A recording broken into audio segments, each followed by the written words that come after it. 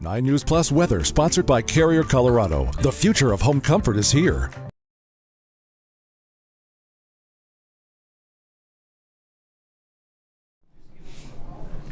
Hey, thanks so much for joining us here on 9 News Plus on this finally sunny Tuesday morning. I'm 9 News meteorologist Chris Bianchi. And yes, the sun shines out. Oh, we have the windows closed, of course, but I can tell you it is sunny outside. I'm sure you don't need me to tell you that either. And we got lots of sunshine ahead for really today and tomorrow. We will get some afternoon showers and storms in the picture for both days, but I think for the most part, today and tomorrow on the sunny side.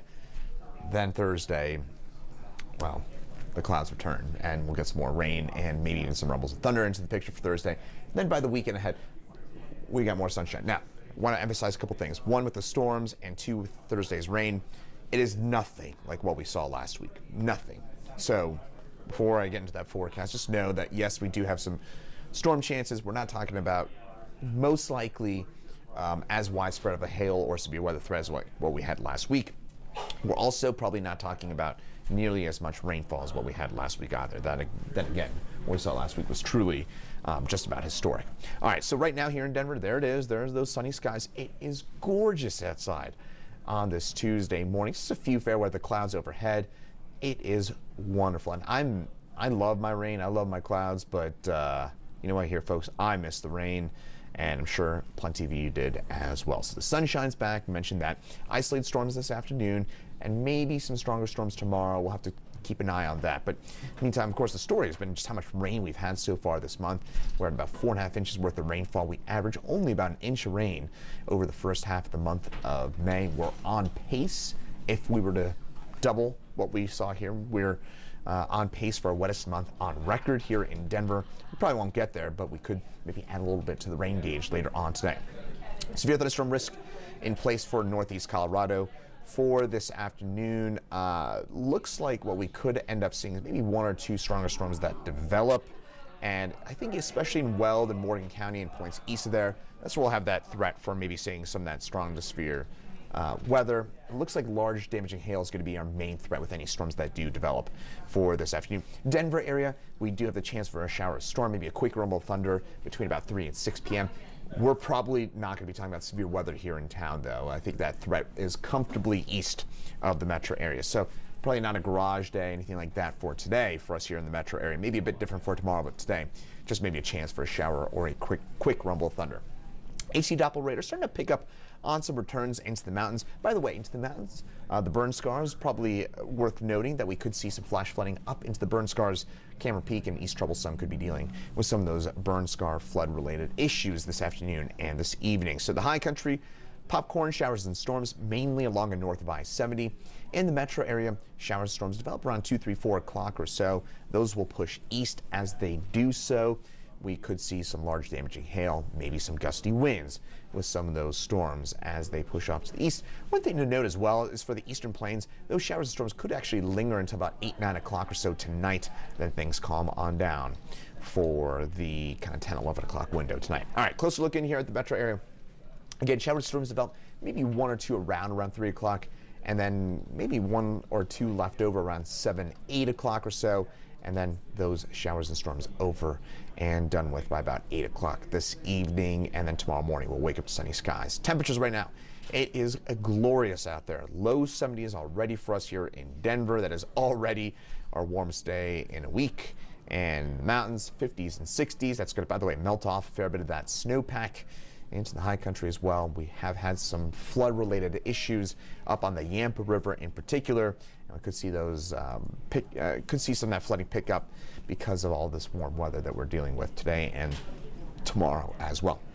So for today here in Denver, mid-70s for us, maybe even, in fact, more at 71, maybe getting into the upper 70s here in town. Isolated storms 3 to 7 p.m. Best chance for a shower storm will be east of Denver, but maybe a 20-30% chance of seeing a storm here in town.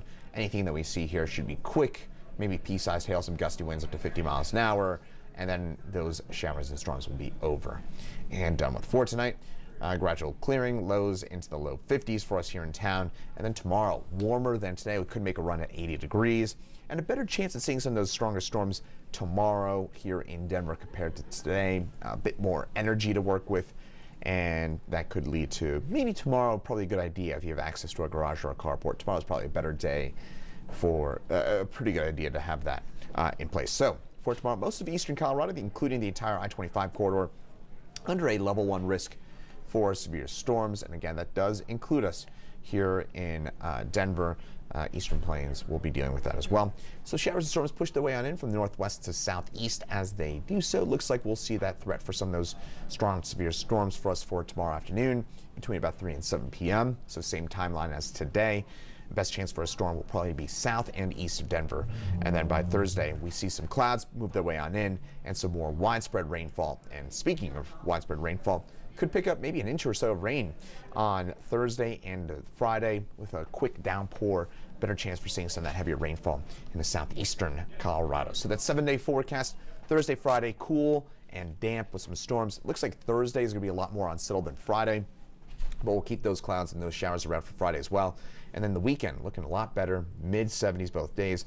How about low 80s for next week with some isolated storms for the early part of the work week. Looks like things kind of gradually get a bit drier as we get into the next week as well. So current drought situation, this is going to look way different in a couple days, but right now we are technically under an abnormally dry weather for us here in Denver, but that will change. That will be wiped away. I can tell you that much for the Denver area come Thursday when that new drought monitor map is released. So top line takeaways, I know I've gotten into a lot. 1, the sun's back. 2, this afternoon, isolated storms for us here in Denver. Better chance to head east of town for seeing some severe storms. If you're joining us from Fort Morgan, from eastern Weld County, good idea to have the car in the garage or the carport because it looks like hail's going to be our main threat. And then for us here in Denver, better chance for storms tomorrow compared to today. And then Thursday and Friday, cool, damp, and showery, but we do at least get drier weather for the weekend ahead, and temperatures back into the 70s, maybe even low 80s for the early part of next week and the upcoming weekend. So hopefully it gives you a good idea about what to expect. Meteorologist Greg Perez, getting ready for 9 News at noon right over there.